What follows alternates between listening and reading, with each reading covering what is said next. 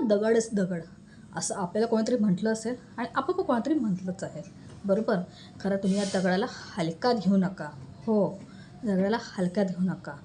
Gary डहालिया या माणसाने चक्क दगडापासून पेठ बनवले. पेठ पेठ म्हणजे आपल्याला म्हणजे कुत्रा मांजर वगैरे पण पाळतो ना, ते त्याने लिटरली बनवलं आहे.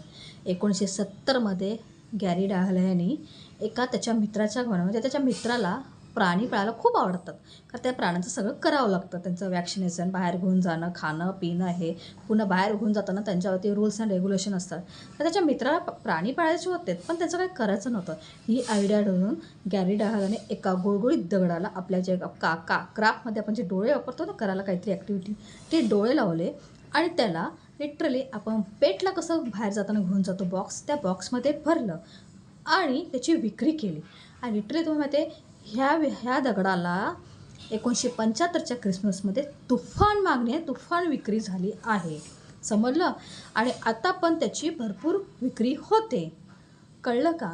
कारण की ज्यांना पेट पाळायचे आणि लिटरली असं म्हणतात की त्या दगडाला बघून त्यांना पेटची अशी फिलिंग येते, म्हणून लोक काहीही करू शकतात.